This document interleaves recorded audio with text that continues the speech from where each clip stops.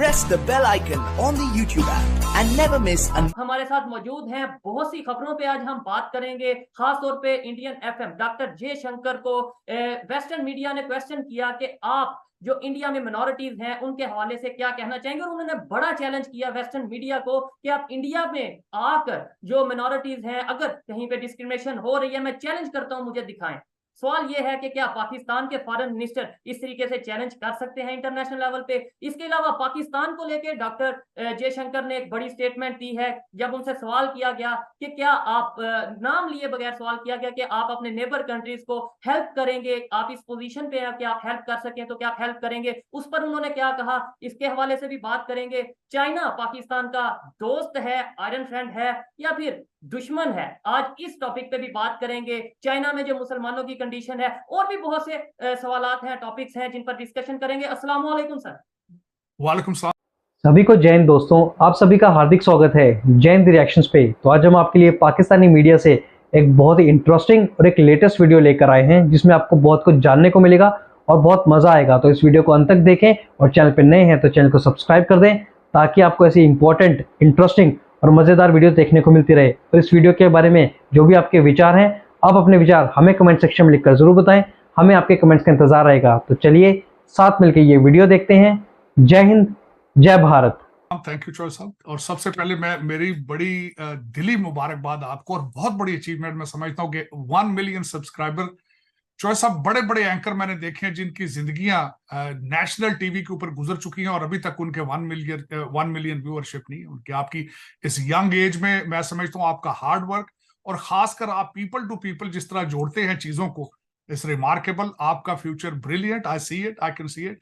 और बहुत बड़ी अचीवमेंट है 1 मिलियन, और मेरी तरफ से आपको बहुत बहुत मुबारक। बहुत शुक्रिया सर। और ये जितना भी पॉसिबल हुआ, आप जैसे लोगों से सीखा, आप जैसे लोगों को सुना समझा, और शायद इसी वजह से कुछ बोलने के लायक हुए हैं, जो लोग देखते हैं पसंद करते हैं। और साथ ही साथ सर आपको ये भी बताता चलूं, 1 मिलियन सब्सक्राइबर जितने शॉर्ट टाइम में हुए हैं, पाकिस्तान का फास्टेस्ट ग्रोइंग चैनल है इस साल का। ये कोई गूगल पे भी सर्च कर सकता है। इसके अलावा मतलब खास तौर पे इस कंटेंट को लेके सर टॉपिक की तरफ आते हैं, स्टार्ट करते हैं कि सबसे पहले इंडिया के फॉरेन मिनिस्टर ने जब वेस्टर्न मीडिया ने सवाल किया कि इंडिया में जो मिनोरिटीज हैं उनके हवाले से क्या कहना चाहेंगे, तो उन्होंने चैलेंज किया, बजाय जवाब देने के उन्होंने चैलेंज किया कि भाई आए इंडिया में, हमें बताएं कहां पे डिस्क्रिमिनेशन हो रही है मिनोरिटीज के साथ, मैं आपको चैलेंज करता हूं। तो ये चैलेंज क्या पाकिस्तान के फॉरेन मिनिस्टर, पाकिस्तान के प्राइम मिनिस्टर कर सकते हैं इंटरनेशनल लेवल पे? मैं सबसे पहले तो चौधरी साहब, बल्कि एक चीज मैं और मेंशन करना चाह रहा था, खासकर आपको मैं दूसरी मुबारकबाद देना चाहता हूं। आपकी जो ऑर्गेनाइजेशन आपने शुरू की है, ह्यूमैनिटी फर्स्ट, पाकिस्तान के अंदर मैं समझता हूं कि इसकी बहुत ज्यादा जरूरत है। और बिलखसूस जब आप अपने आप को पब्लिक में ले जाते हैं, जब जिस डोमेन के साथ या जिस एक्साइटमेंट के साथ जो क्वेश्चन करते हैं, तो आपको पता है कि ह्यूमैनिटी के हालात पाकिस्तान में क्या हैं, और आपने जो एक काम शुरू किया है, मैं समझता हूँ इस रिमार्केबल। अब चौधरी साहब, डॉक्टर जयशंकर साहब की स्टेटमेंट के बारे में कंपैरिजन तो खैर नहीं बनता। मैं दो चीजें कहना चाहूंगा कि डॉक्टर जयशंकर आज भी अभी तक वाशिंगटन डीसी में है, मैं जहां बैठा हूं, और आज से कुछ तकरीबन 2 या 3 घंटे पहले उन्होंने फिर सवालों जवाब का एक सिलसिला भारत की एम्बेसी के अंदर किया था। और उससे पहले भी उन्होंने काउंसिल ऑन फॉरेन अफेयर्स, वहां उन्होंने क्वेश्चन आंसर लिए। फिर हडसन इंस्टीट्यूट के अंदर गए और वहां उन्होंने इसी तरह क्वेश्चन आंसर, उनकी सारी प्रेजेंटेशन थी, मैं समझता हूँ बड़ी डिटेल के साथ उन्होंने हर इशू को कवर किया है। और बहुत सारे जर्नलिस्ट उनके साथ ट्रैवल कर रहे हैं भारत से। बल्कि मैं कल परसों वर्जीनिया में एक रेस्टोरेंट के अंदर गया, और वहां पे सारे जो लोग थे वो भारत से, जो उनके साथ आए थे, वो वहां पे डाइन इन कर रहे थे। तो जो, और दूसरा मैं एक चीज यहाँ पे बताना चाहूंगा, जो एक मैंने ट्वीट भी किया है, जो मुझे सख्त अफसोस भी हुआ है। आप कंपैरिजन की बात कर रहे हैं। सबसे पहले हमारी जो इस वक्त यूनाइटेड नेशंस के अंदर, हमारे जनरल असेंबली के अंदर हमारे प्राइम मिनिस्टर साहब आए, क्या उनका कोई अखलाकी जवाब बनता था वहां आने का? सबसे पहले तो वो ही नहीं बनता था। वो इस तरीके से, क्योंकि वो केयर टेकर प्राइम मिनिस्टर हैं, और उनका सिर्फ और सिर्फ ऑब्जेक्टिव ये है कि 90 डेज के अंदर फेयर और स्पीडी इलेक्शन कराए। तो यूनाइटेड नेशन के अंदर उनका तो बनता ही नहीं था, क्योंकि उनके पास मैंडेट ही मौजूद नहीं है, इज नॉट इलेक्टेड। तो वही बात हुई है वहां पे, वो ना सिर्फ वो यूनाइटेड नेशन जनरल असेंबली में आए, बल्कि एक और इस वक्त रूमर्स हैं, सारी बातें उड़ रही हैं कि वो अपने बच्चों को लेकर पहले तो फ्रांस गए, वहां एफिल टावर के ऊपर गए, वहां उन्होंने वहां डिनर किया, और उसका बिल भी सुना है, मेरी कंफर्म खबर नहीं है, कि पाकिस्तान एम्बेसी ने दिया। फिर लंदन गए, वहां से कोशिश करते रहे किसी को मिलने की, किसी ने मुलाकात का टाइम दिया। फिर सऊदी अरेबिया चले गए, 12 दिन का 15 दिन का दौरा था उनका, सिर्फ यूनाइटेड नेशन जनरल असेंबली के अंदर खिताब करने का। और मैं नहीं समझता कि उससे पाकिस्तान को कुछ फायदा हुआ है, नंबर 1। दूसरी, आप जो बात कर रहे हैं माइनॉरिटीज के हवाले से, हालात माइनॉरिटी आपने देखा है, चर्चों को जिस तरीके से जलाया गया, सिंध के अंदर जो हिंदुओं के हालात हैं, हिंदू बरादरी सिख बरादरी के जो हालात हैं उनको छोड़ें, जो मुसलमान पाकिस्तान में उनके जो हालात हैं, पिछले दिनों एक दिन में 3 ब्लास्ट हुए। ऐसे ही है सर। तो आप कह रहे हैं कि वो चैलेंज करें कि माइनॉरिटीज की हालात आके देखें, मेरे ख्याल में तो चैलेंज वो ये भी नहीं कर सकते कि पाकिस्तानियों के क्या हालात हैं पाकिस्तान में, सर ये अगर देखा बड़ी जाए बात है, तो। उसमें जी उसमें साहब जो मैं समझता हूं इस वक्त पाकिस्तान को पाकिस्तानियों ने बचाना है। इस वक्त आपकी जो रूलिंग एलीट है वो सारी, they are not based in Pakistan, वो सारे बाहर से आते हैं, बाहर चले जाते हैं फौरन। आज भी आपके किस्मतों के फैसले दुबई और लंदन में होते हैं, जो अफसोस के साथ। और जो आपकी रूलिंग एलीट है उन सब के बच्चे बाहर बैठे हैं। और सर उसमें माजरत के साथ आपको थोड़ा सा, ये भी अजान की आवाज आपको आ रही होगी, अजान हो ले, 2 मिनट का बस वेट करें। तो सब, जिस तरह मैं आपसे बात कर रहा था कि डॉक्टर जयशंकर साहब का जो दौरा है, अगर उसको देखा जाए तो उन्होंने, मैं इससे बेहतर दौरा किसी फॉरेन मिनिस्टर का चॉइस साहब नहीं हो सकता। वो इस तरीके से उनकी मुलाकातें देखें, एक तो वो यहाँ पे वॉशिंगटन डीसी के लिए he is not a stranger, वो यहाँ पे रह के जा चुके हैं काफी अरसा, as a DCM deputy chief mission ambassador रह के जा चुके हैं। और उसके बाद उनके दौरे, जिस मैं समझता हूँ तो हाईएस्ट रैंकिंग जो हमारी अमेरिकन ब्यूरोक्रेसी है, उनसे मीटिंग्स उनकी हुई, टोनी बिल्कन से, जैक सॉल्वन से, और उसके बाद जो ट्रेड रिप्रेजेंटेटिव है उसके साथ भी मीटिंग्स हुई हैं। और फिर उन्होंने एक जो थिंक टैंक के रिप्रेजेंटेटिव थे उनके साथ उन्होंने एक मीटिंग की।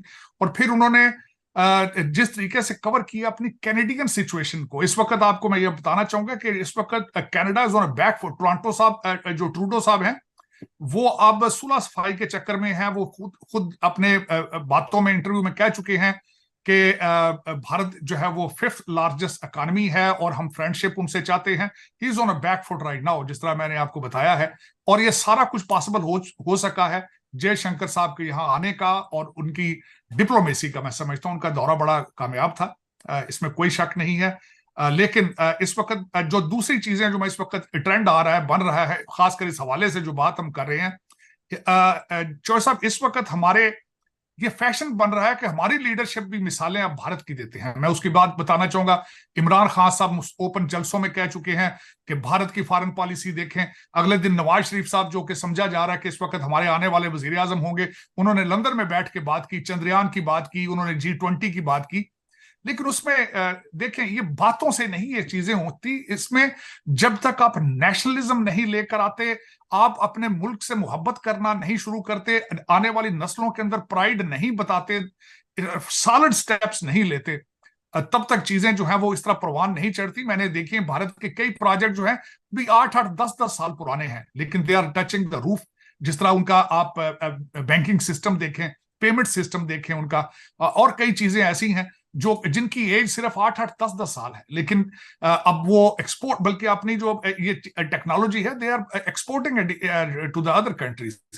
लेकिन अब ये, अच्छा, दूसरा चॉइस, अब हम बात करें भारत की तो हमें कहा जाता है शायद ये राह के एजेंट हैं। जब इनके लीडर कंपैरिजन करते हैं तो फिर कुछ नहीं है, क्योंकि अलग ये अब बिल्कुल फैशन बन चुका है कि पाकिस्तान का हर दूसरा लीडर जो है मिसाल भारत की देता है, लेकिन एक चीज साथ नहीं बताता उनके, कि इंडिपेंडेंट फॉरेन पॉलिसी बनाने के लिए, इंडिपेंडेंट फॉरेन पॉलिसी रखने के लिए आपकी इकोनॉमी का स्ट्रांग होना बहुत जरूरी है। सर एक चीज मैं यहाँ पे मजीद ऐड करना चाहूंगा। नो डाउट एग्जांपल्स देते हैं, और एग्जांपल्स के साथ साथ अगर मैं बकायदा नाम लूं कि शहबाज गिल साहब का अगर कोई जाके, जो पाकिस्तान के पॉलिटिशियन रह चुके हैं, मिनिस्टर रह चुके हैं, इमरान खान साहब के दौर में उनके जो उनसे वो चेयरमैन सिक्योरिटी के इस हवाले से रह चुके हैं, हेड रह चुके हैं, उनका यूट्यूब चैनल है, वो बकायदा नीचे हिंदी में डिस्क्रिप्शन लिखते हैं। कोई भी ऐसा टॉपिक जो इंडिया को लेकर हो वो नहीं छोड़ते, वो मिस नहीं करते। मतलब वो लोग अगर तारीफ करें तो वो पाकिस्तान को मोटिवेट कर रहे हैं। मैं अगर तारीफ, मेरे जैसा गरीब बंदा तारीफ करे तो पाकिस्तान को डीमोटिवेट कर रहा है, वो पाकिस्तान को क्रिटिसाइज कर रहा है, पाकिस्तान का नेगेटिव इमेज दिखा रहा है। ये माइंडसेट जो पब्लिक में बना दिया गया है। और बड़ी बात यह है सर कि हम कंफ्यूज नजर आते हैं, हम कंफ्यूज नेशन है। आप देखें कि एक साइड पे अगर इसमें हमने ये डिस्कशन करनी थी कि रमीज राजा साहब की अगर बात करें, कुछ टाइम पहले उन्होंने स्टेटमेंट दी कि भाई पाकिस्तान की क्रिकेट टीम इंडिया जाके वर्ल्ड कप नहीं खेलेगी, हम नहीं जाएंगे तो शायद वर्ल्ड कप नहीं हो पाएगा, मतलब इस तरीके से बड़ी बड़ी बातें की। और अब वही रमीज राजा साहब हैं जो कमेंट्री के लिए इंडिया जाने वाले हैं। सर शर्म मतलब हमारे में है नहीं है, हमें आती नहीं है, हम करना जानते नहीं शर्म। ये थोड़ी तल्ख बातें हैं, लेकिन क्या कहना चाहेंगे आप? चौधरी साहब, मैं इस पे ये कहना चाहूंगा कि बल्कि जो इस वक्त आपके साथ उनके क्रिकेट के बोर्ड के जो अशरफ साहब है वो गए, उन्होंने भारत जा रहे थे और उससे पहले कहा कि हम एनिमिक कंट्री के अंदर जा रहे हैं। उनको भी, उसके भी एक खबर थी डॉन न्यूज मेरी नजर। भाई आप वहां जा रहे हैं, आपको ये इस तल्ख अल्फाज इस्तेमाल करने की क्या जरूरत है? और फिर उसके साथ अगर मैं एक और चीज आपको बताना चाहूं, 7 साल के बाद हमारी टीम वहां पे गई है और हैदराबाद में जिस तरीके से उनका इस्तकबाल हुआ है, आप हैरान हो जाएंगे। मैं उसकी सारी खबरें मैंने देखी, मेरी नजर से गुजरी है। टिकटॉक पे लोग उनके साथ सेल्फियां बना के लगा रहे हैं। ऐसे ही है, ऐसे ही है। तो फिर उनको कहना कि ये हमारे दुश्मन हैं, हम दुश्मन कंट्री में जा रहे हैं। और जाने से पहले आप कह रहे हैं, फिर जाने से पहले जिस तरह आपने कहा कि रमीज राजा साहब ने इस तरह के अल्फाज किए हैं, मेरे ख्याल में ये आहिस्ता आहिस्ता कम होंगे, इसमें कोई शक नहीं है। अब मेरे जैसे ये कई और इस तरह के लोग हैं जो ये रियलाइज करते हैं कि हमारा जो पिछला 76 साल का जंगों का और नफरतों का जो तजर्बा था वो कामयाब नहीं रहा है। अब लोग समझते हैं people to people we are the same people, हमें कोई फर्क नहीं है अगर देखा जाए। और मैं हमेशा जब भी भारत की मिसाल, एक फर्क है, हमारे और उनके विजन में बहुत फर्क है। हमारे और उनकी जो एक मतलब ये है कि उनकी मंजिल है, उनका टारगेट है, उसमें बहुत फर्क है। हमें तो विजन का पता नहीं, हमें पता नहीं हमने कहाँ जाना है, पाकिस्तान को किस डायरेक्शन पे लेके जाना है। उन्हें पता है कि उन्होंने 3rd लार्जेस्ट इकोनॉमी बनना है, 1st लार्जेस्ट इकोनॉमी बनना है। उन्हें पता है कि उन्होंने किस तरीके से दुनिया में अपने रिलेशंस को बेहतर करना है। ये फर्क तो है सर, फर्क। लेकिन उसमें चौसा मैं हमेशा ये कहता हूं कि खुदा करे कि अगर उनको एक चाय वाला मिला है और have taken it to the next level, हो सकता है हमें कोई दूध पत्ती वाला, हमें कोई समोसे वाला मिल जाए, हमें कोई पकौड़े वाला मिल जाए। क्योंकि उसमें वजह यह है कि चौधरी साहब हमारे जो ऑक्सफोर्ड ग्रेजुएट हैं, हमारे जितने हार्वर्ड ग्रेजुएट हैं, वो फेल हो चुके हैं। वो सिर्फ मनी लॉन्ड्रिंग और लूट में बिजी रहे हैं। और मैं हमेशा ये कहता हूं कि मोदी साहब जैसा मॉडल हमें मिलना चाहिए। और उसकी एक मिसाल, मैं एक मेन वजह बताना चाहता हूं कि हमेशा मैं भारत का क्यों मॉडल सामने रख के बात करता हूं कि हमें भारत के मॉडल को कॉपी करना चाहिए।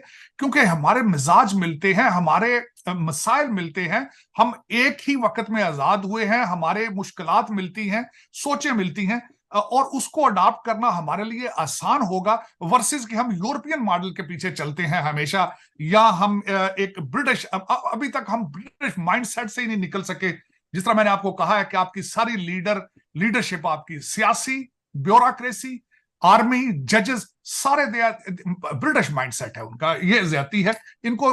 और दूसरा, मैं जिस तरह आपको पहले कहता हूं कि सबसे बड़ा फर्क ये है कि भारत के जितने पुराने वजीर आजम होते हैं, भारत के जितने रिटायर्ड जजेस और जितने आर्मी जनरल होते हैं, सारे भारत में बैठे हैं, लंदन मूव नहीं होता। हमारे तो निकलते हैं तो फौरन शाम को ही शिफ्ट हो जाते हैं लंदन। ये बड़ा मेजर फर्क है। बिल्कुल आपकी बात ठीक है, माइंड सेट में फर्क है, लेकिन डीएनए सेम है, ये मैं जरूर कहूंगा। कई लोग कहते हैं हमारा डीएनए सेम नहीं है, डीएनए हमारा सेम है। मैंने इस पर बहुत रिसर्च की है।